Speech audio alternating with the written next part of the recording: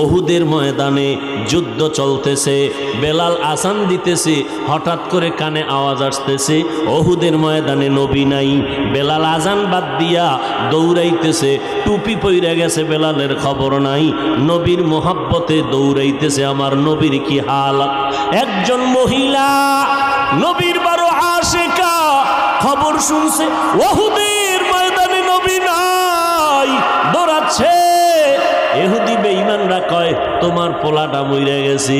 কয় পোলার খবর পরে বল, বল আমার রহমতের নবীর খবর কি।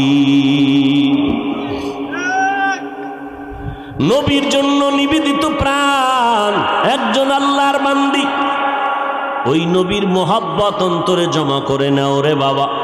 নবীর আদর্শ আজকে আমাদের মধ্যে আছে বিদায় এই ময়দানে মানুষ বসে আছে।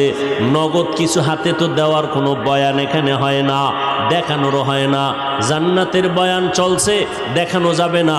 জাহান্নামের বয়ান চলে, দেখানো যায় না। যে আল্লাহর এত গুণ গাইতেছি ওই আল্লাহরে দেখানো যায় না। যেই নবীজির এত গুণ গাইতেছি ওই নবীরে আবু হুরায়রা দেখছেন কলিজা ঠান্ডা করছেন, নবীরে দেইখা হরিণীরা কলিজা ঠান্ডা করছেন, নবীকে দেখছেন নদীর মাছ কলিজা ঠান্ডা করতেন। সাহাবায়ে কেরাম নবীরে দেখা মাত্র কলিজা ঠান্ডা, কারণ নবী এত সুন্দর, একবার তাকাইলে পেটের ক্ষুধা নিবারণ হয়ে যাইত। আমরা তো সেই নবীকেও দেখাইতে পারি না। হ্যাঁ, ঘুমের ঘরে দেখতে চাইলে পারবা, যদি নবীর সাথে তোমার কালেকশন সুন্দর হয়। ওযু কইরা ঘুমাইও, দরুদ শরীফ পড়তে পড়তে ঘুমাইও। আবার ভোর রাত্রে উঠা আমার মালিকের একটা ডাক দিও, হে মালিক গভীর রাতে তুমি প্রথম আসমানে আসছো, একটু তোমার কাছে অনুরোধ রে মাওলা, তোমারে তো দুনিয়াতে দেখতে পারবো না, তোমার হাবিবের একটু ঘুমের মধ্যে দেখাইয়া দাও। যদি নবীরে ঘুমের মধ্যে দেখো রে আশেক পাগলেরা, নবীকেই দেখবা, কারণ শয়তান নবীর আকৃতি ধারণ করতে পারে না।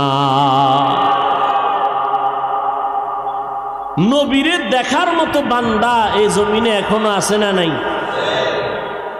এখনো আছে। ঘুমের ঘরে রসুলের সাথে মোলাকাত হচ্ছে, আর আপনার নামাজ নাই, রোজা নাই, কিসের মোলাকাত হবে? নিজেও টুপি পরেন না, যারা পরে তাদেরও দেখতে পারেন না। নিজেও জিকির করেন না, যারা জিকির করে তাদেরও পছন্দ করেন না। এরা সিঙ্গেল কপাল পরা না, ডবল কপাল পরা। নিজেও পাগড়ি পরে না, যারা পাগড়ি পরে তাদেরকেও পছন্দ করে না। এরকম কপাল পরা আছে না?